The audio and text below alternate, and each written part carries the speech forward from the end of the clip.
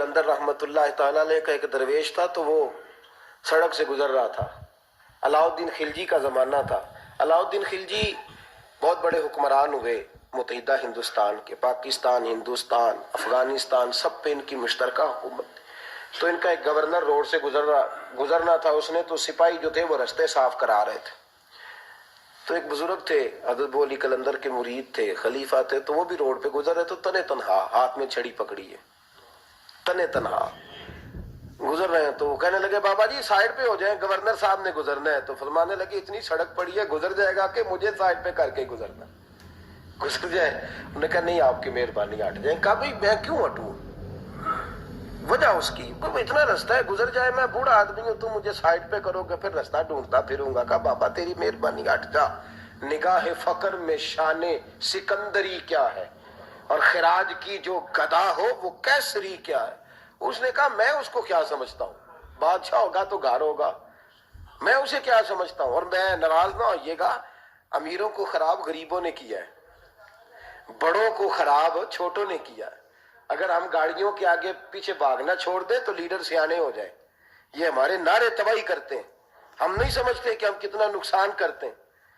निगाह फकर में शान सिकंदरी क्या है, खिराज की जो गदा हो वो कैसरी। इकबाल कहते हैं कि वो तो बड़े फकीर हैं जिनको तुम बादशाह समझते हो, तुम्हारा टैक्स ना मिले तो उनकी हुकूमत नहीं चलती।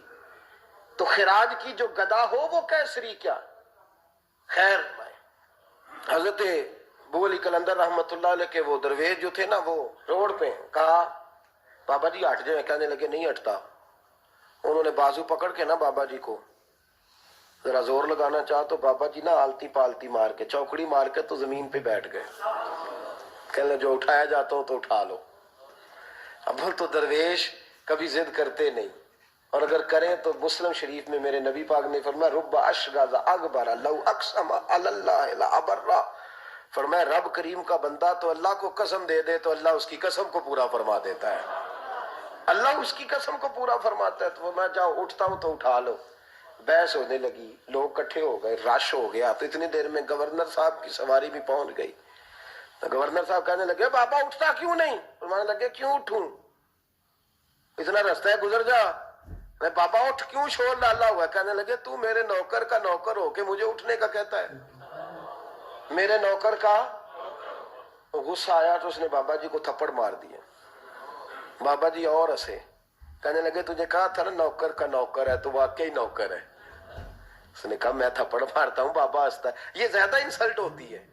आप करके देखें, आप गुस्से के जवाब में गुस्सा करें तो सामने वाले को कोई सजा नहीं। आप कभी गाली के जवाब में मुस्कुरा देना, यार अब मैं तेरे साथ बात करूं, तेरे साथ बहस करूं तो ये ज्यादा बड़ी सजा। याद रखिएगा, हम तो दुश्मन को भी पाकीज़ा सजा देते हैं, हाथ उठाते नहीं, उसे उसकी नजरों से गिरा देते। जब थप्पड़ मारा तो बाबा जी हंस पड़े। कहने लगे तुझे कहा था ना तू गुलाम है, तू भाई वाकई गुलाम है। अब जब हंसे तो अब उसको ढारस हुई, तवज्जो हुई। कहने लगा बाबा माजरा क्या है, मैं कैसे गुलाम का गुलाम हूं। तो बाबा कहने लगा देखना, तुझे मस्जिद आने का कहे तो तेरे लिए मुसीबत है। इतने लोगों को तो टाइम दे लेता है लेकिन अल्लाह को तू नहीं दे पाता।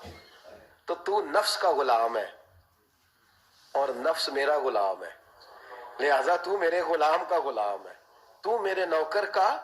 कहने लगे ये सारी नफ्स परस्ती है, ये जो तूने दुनियादारी इकट्ठी की हुई है ना, ये जो तेरे नारे लग रहे हैं और तू समझता है कि ये मेरे, ये तू तनख्वाह देता है, तेरे नारे लगाते हैं। जरा तनख्वाह छोड़ के बात कर, फिर देख तेरे कितने नारे लगते हैं।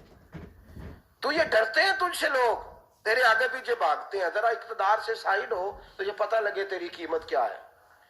तू समझता है कि मेरी जेब में पैसे हैं, लोग मुझे सलूट करते हैं, तो मियां तुझे सलाम कोई भी नहीं कर रहा, तेरी जेब को सलाम हो रहा है, तेरे ओहदे इक़्तिदार को और तेरी वहशत और दहशत को सलाम है। उसने कहा हजरत जी मुझे सलाम कब होगा। तो फरमाने लगे जब तू बादशाही में फकीरी करेगा, जब तू बादशाही में भी फकीरी होती है मेरे अजीजों, बादशाही में भी फकीरी होती है।